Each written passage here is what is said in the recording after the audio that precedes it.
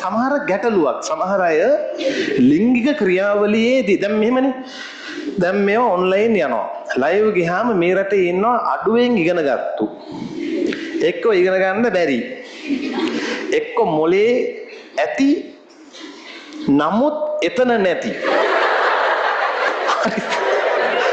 මෝඩ මීහරක් ඒ හරක්ට පේන්නේ මෙන්න මුතුකල කුණුහරුප කියනවා කුණුහරුප කියනවා නෙමෙයි අකෝ මේකේ තියෙනවා පල්ලෙහා ඕක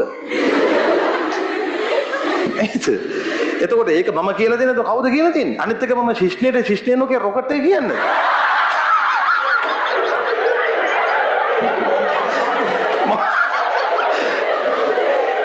කුණුහරුප හන්දේ මමකින් ඇත්ත දැන් අහගන්න සමහර පිරිමි අයට ඒ ලිංගික එක්වීම වෙන වෙලාවට ඌට එනවා අමුතු බයක්. ඒක මේ එළියෙන් පේන්නේත් නෑ. ඌ එක්සයිට් වෙනවා. තේරුණාද ළමයි? ඇත්තටම ඌට ලිංගේන්ද්‍රිය ප්‍රාණවත් වෙන්නේ නැත්තේ නෑ. හැබැයි ඒ වෙලාවට නෑ. වෙන වෙලාවවල මු යනවා කාලතුවක් කොහොමද ආවේ වගේ. හැබැයි ඒ වෙලාවේ නෑ.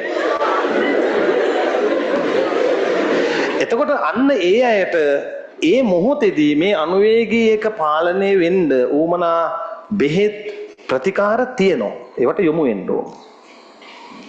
මම මේ කියනවා හොඳට ඔළුවට දරා ගන්න. මට මේ එළියේ ගෝතයට උත්තර දෙන්න වෙලාවක් නැහැ. මේ අපි ඉගෙන ගන්නකොට අපි දැන් ඔයාලා මෙතන ඉගෙනගෙන එළියට යනවනේ. ඒක ළමයෙකුට දෙන්න ඕන හොඳම විදිහටයි මම මේ කරුණ ටික ඔළුවට දාන්නේ. ආයේ පොත් දිග අරගෙන බලන්න. උඹලා ඒ කාලේ පොත දිග අරින්නේ. ලෙඩක් ඇවිල්ලා මේක කෙනෙකුට ටියුට් එක හොයන්නද?